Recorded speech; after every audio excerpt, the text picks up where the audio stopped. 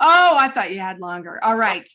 I want to welcome you guys to the Straight Talk with Marianne, and I want to introduce you to some people that I've been working closely with. And one of them is Ben Fuchs.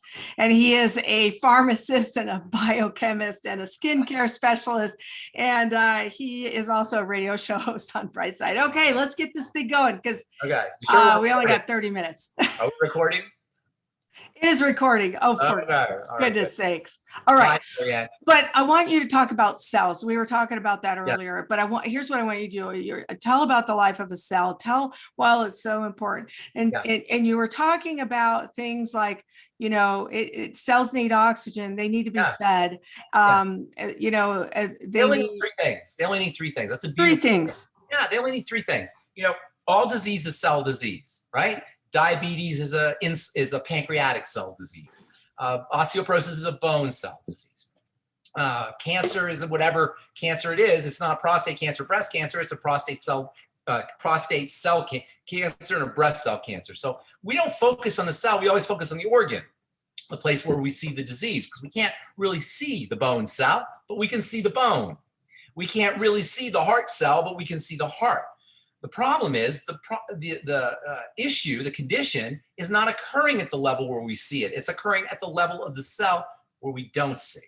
And the reason why our medicine and our medical model don't heal us and don't cure us and don't really address the problems is because they don't address the cell, because they can't address the cell. The cell is not responsive to the medicine. The medicine, and by medicine, I don't just mean medicine in terms of literal medicine, but also medical treatments and medical procedures address the macroscopic structure, but they don't address the foundation of the disease state, which is at the microscopic level, which is to say the cell level. All medicine can do is poison a cell with drugs, radiate a cell with x-rays, excise a cell with surgery, or electrocute the cell with ablation. There's nothing in the doctor or the medical practitioner's magical bag of tricks that can give the cell what it needs, but because there's only 3 things a cell needs, it doesn't matter. We can do it ourselves. And that's the beautiful thing about all of the so-called alternative strategies that we talk about. They're not really alternatives. They're only alternatives to the mainstream or alternatives to the orthodox protocols that we use to treat illness. But really, they're the primary way that a cell gets what it needs. And if you understand that all disease is cell disease, and diabetes and heart disease and intestinal issues and neurological issues and cancers and are all cellular, you can see that by just giving the cell these 3 basic things that it needs, you can address all health challenges, all of them, and not only address them symptomatically, but address them at the causal level. Those 3 factors being food, cell needs to eat, just like we need to eat. Oxygen, cell needs to breathe, just like we need to breathe. And cleanliness, detox, lack of toxicity, a clean place to do its work, just like we need a clean place to do our work. In fact, a cell can be thought of as a little microscopic version of us. A cell eats like we do, it breathes like we do, and it needs a clean place to do its work like we do. So, but a cell's really small. So a cell doesn't eat hamburgers, it eats amino acids. It eats essential fatty acids. It eats vitamins. It eats elements or atoms off of the periodic table. In short, a cell eats the mighty 90 essential nutrients. The mighty 90 essential nutrients are the menu with which a cell eats from. Cell eats from the menu called the mighty 90 essential nutrients. That's what the mighty 90 essential nutrients are. They're the hamburger version for a cell. So a cell doesn't eat hamburgers, it eats the mighty 90 essential nutrients that make up the hamburger. Now, interestingly, most of the foods that we eat today do not contain the mighty 90 essential nutrients. They do not contain, or at least they don't contain enough of the foods that a cell eats. They will activate our taste buds and they'll look like food, but the large majority of the composition of that food, we call these foods processed or ultra processed foods, are made up of molecules that the cell doesn't eat. Same thing is true with drugs. A cell doesn't eat drugs. A cell doesn't know what to do with drugs. There's no mighty 90 essential nutrients in a drug. There's no mighty 90 essential nutrients in a processed food. So most of the things that we ingest in our body are devoid of the mighty 90 essential nutrients that a cell eats from. Not only does the cell then not get the mighty 90 essential nutrients, the menu that it eats from, but even worse, because these substances are foreign to the cell, the additives and the excipients Toxins. and the building blocks, well, they're literally toxins in the sense that the body has to get rid of them. Mm-hmm. If something is not able to be used by a cell, to the body, it is an enemy.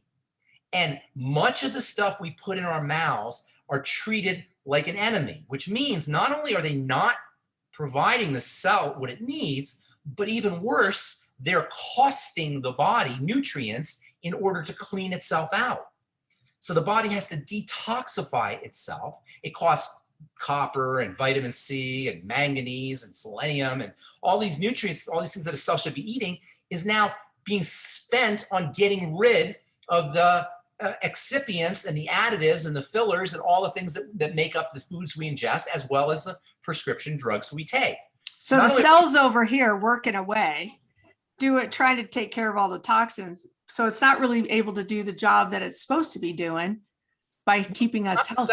There's different cells that do the detoxification, but the point I'm making is not only are you not providing the cell with the nutrients it needs, but even worse, the few nutrients that you have floating around, they're being spent cleaning out the poison. So now you run even more deficient. And this is what happens when we eat the foods, the standard American diet foods that are mostly processed or ultra processed, or when we take prescription drugs. But it's even worse than that because cells don't just need nutrients, they also need oxygen. And we go through our lives, number one, not breathing correctly. So we don't get oxygen just into our bodies because we don't breathe correctly. We learn to hold our breath under conditions of stress. We don't breathe correctly. Under conditions of cortisol, our breathing patterns change. And then as things clog up inside the body, oxygen doesn't get delivered to the cells. So not only are these cells not getting fed with the standard American lifestyle or the standard American diet, not only are the nutrients, the few nutrients that the body does have or that are in the vicinity of the cell being rerouted to detoxify the body, but now we're not getting enough oxygen. So the cell is not only starving, now it's suffocating.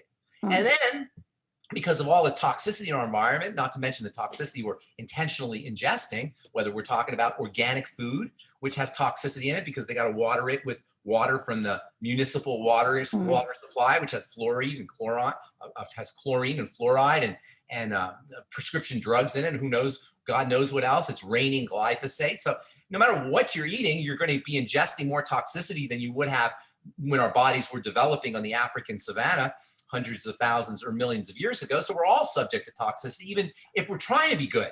But most of us aren't even trying to be good. We're eating ice cream and we're eating potato chips and, drinking Coca-Cola and breathing God knows what in the air, injecting things voluntarily into our skin.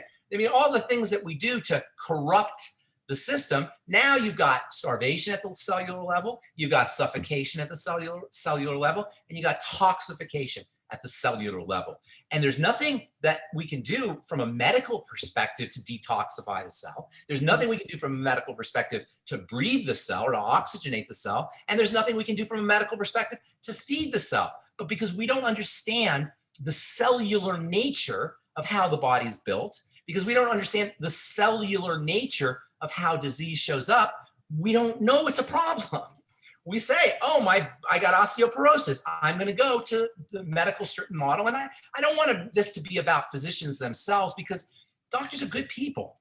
Yeah. I have a lot of friends who are physicians. I got a lot of friends who are pharmacists. I got a lot of friends who are part of the medical model and the medical paradigm, and they're good people. So I don't want this to be about the individuals who are individual practitioners. It's about the paradigm. And so we naturally, because we're conditioned from the time we're born practically, we're conditioned to go to a medical practitioner to address our issues because they're not addressing the cell because they can't address the cell. There's nothing they could do. They don't have any tools for that. We naturally go to the medical paradigm to help us, and they can't help us. And this is why we have more practitioners than ever before in the history of the world per capita. And at the same time, we have more disease, chronic degenerative disease, than ever before per capita. Has anybody ever noticed this? That it's just not working. And it doesn't work because we don't understand the cellular nature of the body, the cellular nature of disease, and we don't understand that we can take care of it ourselves. We can take care of feeding the cell. Yes, there's nothing in the medical practitioner's magical bag of tricks that can feed the cell, but we can do it. Yeah. There's nothing in the medical practitioner's magical bag of tricks that can breathe the cell, but we can do it. There's nothing in the medical practitioner's magical bag of tricks that can detoxify the cell, but we can do it. And that's where freedom comes in. When we understand this nature, the cellular nature of the body, the cellular nature of disease, we will be and we understand how we are connected to it, and by the choices we make, we will be liberated. We will be free. We will be able to take care of our own health business. And that's how it should be. We should be our own health authority. But because we don't understand how it's all put together, and by the way, it's not really complicated.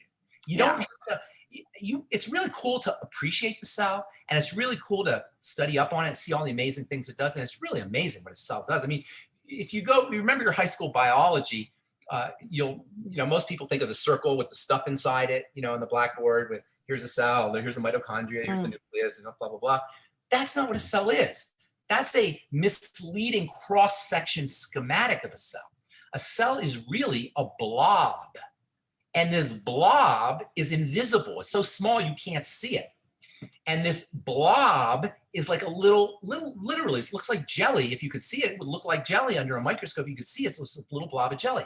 But within this blob of jelly, which is maybe 100 times smaller than the head of a pin, within that blob of jelly, you've got this incredible architecture and this incredible structure where every little piece is embedded into this blob just so. Can you picture this in your head? This is an amazing thing, that each blob contains hundreds of thousands of parts and components and substructures that are embedded at just the right place inside the blob. And these little parts that are embedded are constantly being broken down and then rebuilt up spontaneously somehow. And somehow or another, this little blob is performing hundreds, sometimes thousands of different functions, able to produce hundreds, sometimes thousands of different chemicals a second somehow. Some of these little blobs have an ability to conduct electrical energy like a battery, where you have charges, you have polarities, you have positive charges on one side, negative charges on another side, flows of electricity. This blob is coated with a layer of oil that is 1,000 times thinner than the blob itself. And this layer of oil is no mere layer of oil. It's an information processor that is communicating to the inside what's happening on the outside. It's a liquid crystal semiconductor. It's beyond belief. It's crazy. It's crazy. And the most amazing thing is that as complicated and as tightly regulated and choreographed and architected and structured and intelligent and responsive as this thing is, this little blob is, we don't have to do nothing to support its work but feed it, breathe it, and give it a clean place to do its work. You don't have to know nothing about it. You don't have to know what it looks like. You don't have to know what its substructures are like. You don't have to be in awe of it. All you have to do is give it the mighty 90 essential nutrients, make sure you're breathing it or oxygenating it, and give it a clean place to do its work. And you have 100 trillion of these little blobs that make us up. And every organ of the body is made up of these little blobs. And once these little blobs start to break down, there's nothing you can do at the organ level to address it. And this is why we go to the physician or we go to the medical practitioner, whoever it is, and we get drugged or we get surgery or we get radiated or we get ablated. And there's nothing anybody can do to fix us, to cure us, to make it right. But again, Marianne, it doesn't matter. We can do it ourselves. And that's what we should all be doing. And we should be our own health authorities. And I love, I grew up in the 70s. You grew up in the 70s, I think, probably too, right? So in the 70s, we always said question authority, right? That was the thing, question authority. And really, you want to question authority because authority comes from the word author, right? And when somebody is your authority, they are your author. They are writing your story. Does that sound good to you, Marianne? Do you want somebody to write your story for you? I want to write my own story. You want to write your own story. Yeah. You're damn right you do. And I want to write my own story. And the people who are listening to this program want to write their own story. And that's true about everything, but it's especially true about health, because there is nothing, there's no money, there's no relationships, there's no nothing that is more important than your health. And if anybody's healthy out there and doubts that, talk to somebody who's not healthy. You know, I have a little prayer I say every morning, right? Dear God, thank you for not making me nauseous. All right. Have you ever been nauseous, Marianne? It's the most miserable. I Nothing hate else it. matters. Nothing else matters, right? Right. Or any kind of sick. Nausea to me is like an icon for what can go wrong in the body. But God forbid you get a horrible cancer, or a neurodegenerative disease, or an autoimmune problem, or even something like fibromyalgia, or even something seemingly benign like psoriasis or a skin condition. Nothing else matters. You're not thinking about politics. You're not thinking about your relationship. You're not thinking about your job. You're thinking about, how am I going to get better? So yes, we don't want authority. We want to be very careful, and we want to be questioning and very skeptical of all authorities, with perhaps the exception of God and the divine authority. But there's no authority more vital to question, more vital to be skeptical of, more vital to stay away from than a health authority.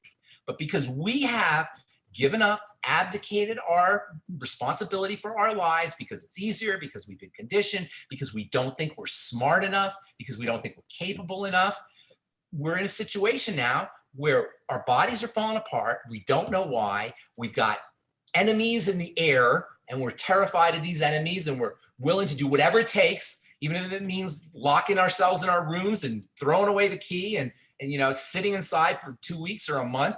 We're willing to do all of these things because we're told by authority, somebody writing our health life, life, if you will, that this is what we have to do, and we don't know any different, so we just do it.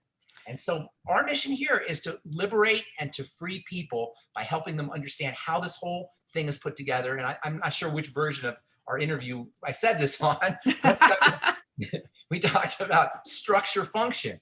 The function of the body is dependent on the structure. And if you want to optimize the functioning of the body, you've got to optimize the structure of the body. And in order to optimize the structure of the body, you've got to understand, how is the body put together from the cell on up. So I want, here's what's I wanted to talk about when you talk about the authority, right? And the authority of your own. Here's what we're looking at, these different people who we believe have authority over us. And it's causing, in many cases, us to compromise our health. When you talk about the cells and how the cells need oxygen, wearing something over your face is literally a potential of making you ill, killing your cells, right? Breaking down. And so we don't understand, because we don't understand how the whole thing's put together. We think, oh, I'm going to block things. I'm just going to wear it. Yeah. Because we don't understand the importance of oxygen coming in, or the elimination of carbon dioxide and wastes. We don't see the problem with covering our face for hours at a time sometimes. The dirtiest part of your body is right here, next to your genitals and your excretory organs. The dirtiest part is right here. This is where all the waste comes on your out. face, yeah. And you cover it up, but because, again, we don't understand how it's put together, we just use our, whatever people tell us. Well, we're hearing what other people are saying and thinking they are the authority. They're writing our health story. And like you said, and what I see people getting sicker for one reason or another. There's so many toxins, and some people are choosing to have these toxins actually put into their body and making that choice.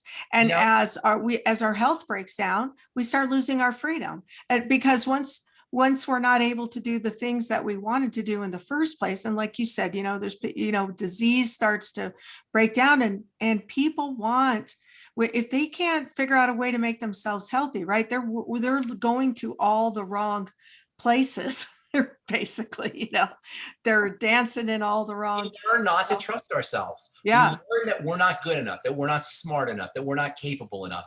And that's blasphemy, really, because the body is perfectly capable enough.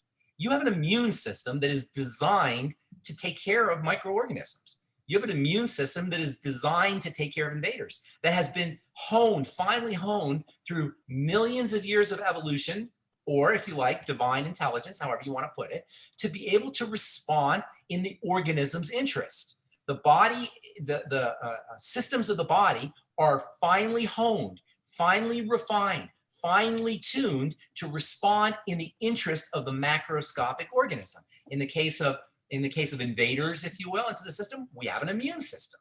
And the immune system adjusts to things. It learns, it remembers. It has a memory function that will remember. So when you get sick, the next time that from an infection, the next time that microorganism that caused the infection becomes present, your body remembers, and it mounts a immune response. I always think of the little army going, like these guys come out. Yeah. It's like an army. In fact, the so-called antibodies are like heat-seeking missiles. That's what an antibody is, heat-seeking missile. You have that built in. So we don't, individually, we don't think we're strong enough. We don't think we're capable enough. But unfortunately, the power structure that's built over us wants us to think that, wants us to think that we're not capable enough, wants us to think that it will take care of us. And this is kind of how it benefits, and we benefit because we don't think we're capable enough of doing it. So we think, okay, I'm going to let you handle it. I'm going to take whatever it is, whatever kind of remedy that you provide me, because I don't think I'm capable of doing it. Why don't I think I'm capable of doing it? Because I saw in the news that a lot of people are not capable of doing it, and I don't want to be one of them. That's how I know, because I heard my neighbor, my neighbor had a problem, my aunt had a problem, my uncle had a problem. That's how we know. We look at our other people, or we look at what we hear on the news about other people, and we become afraid, and we become not disrespectful, but we don't become appreciative of what we have inside of us that is designed to take care of all these problems. By the way, there's nothing new on the news.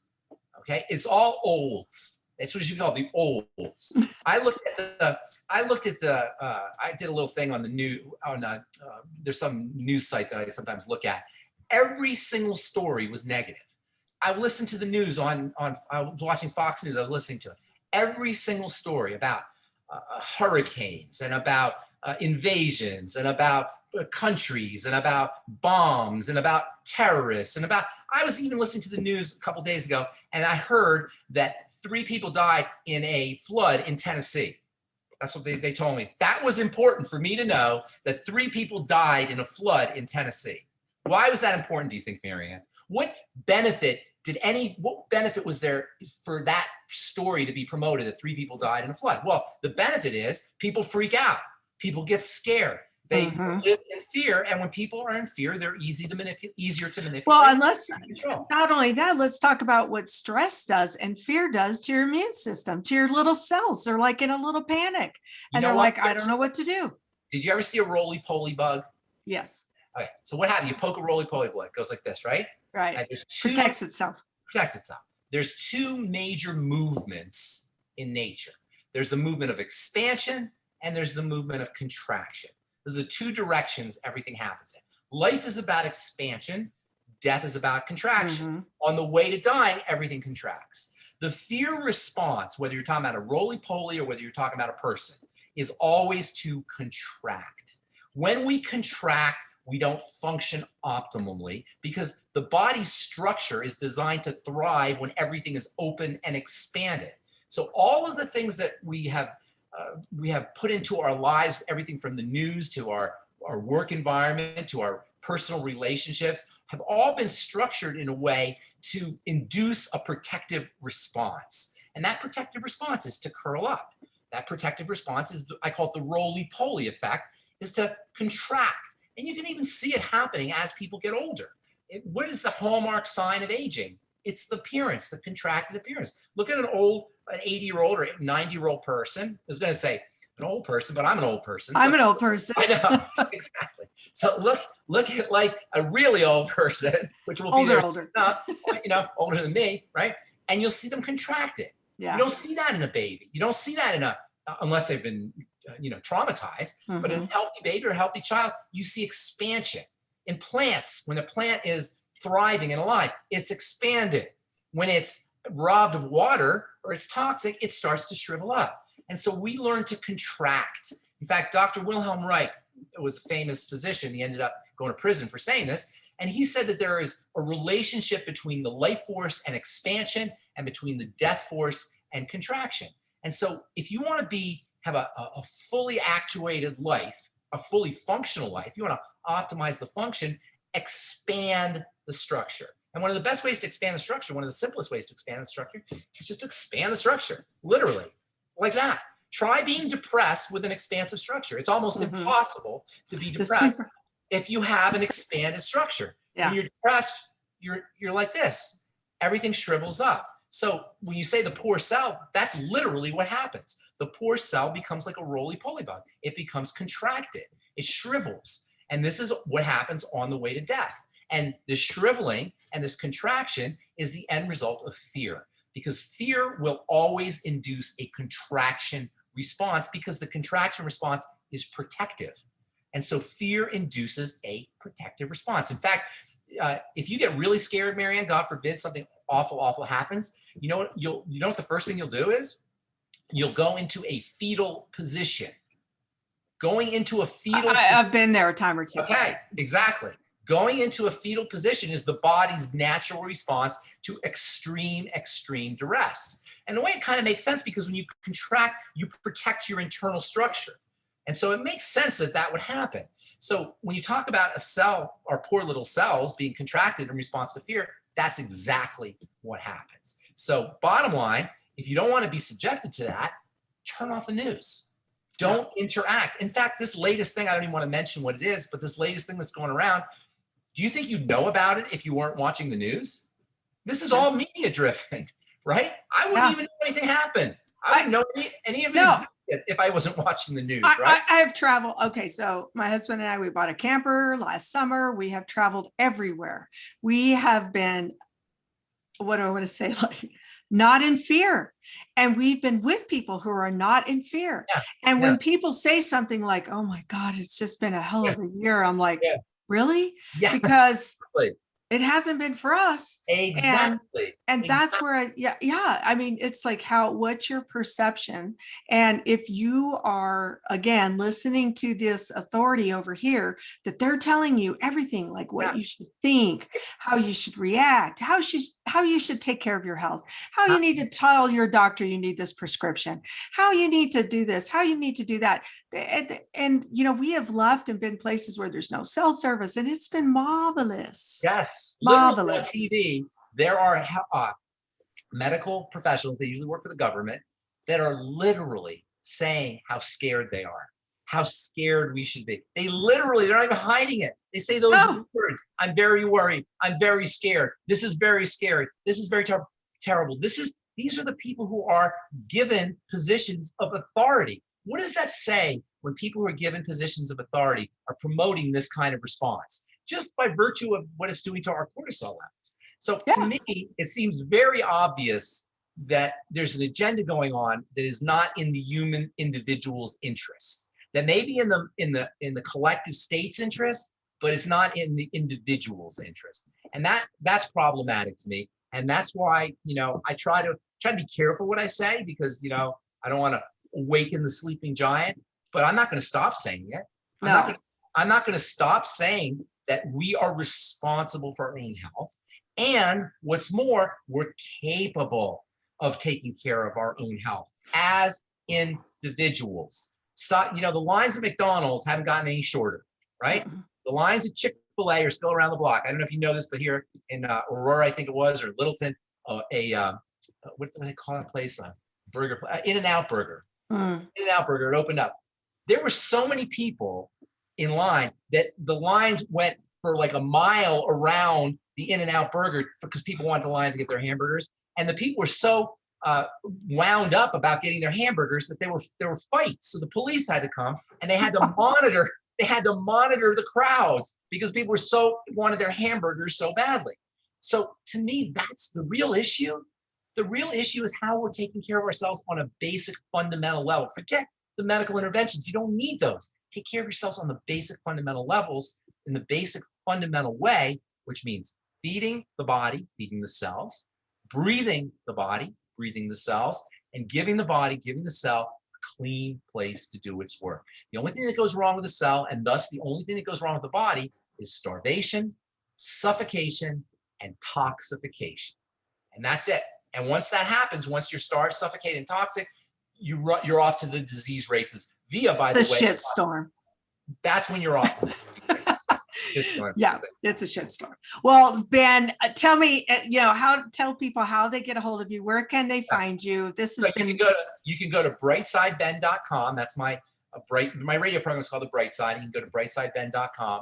I have skin health products that are available at truthtreatments.com. Truthtreatments.com. I've been in the skincare business for many, many years.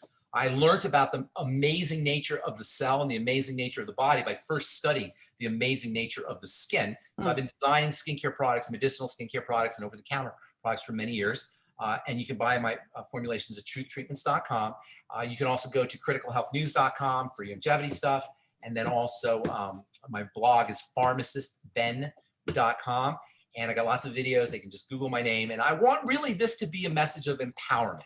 Yeah. And I'm not ripping on any individuals. Like I said before, I'll say it again. This is not about ripping on any individual doctors or any individual nurses or individual pharmacists. It's about the model. It's about the paradigm that takes the power away from us as individuals. And my mission is to have us all take our powers back, if we want it, take our power back so we can all be our own health authorities and write our own health stories.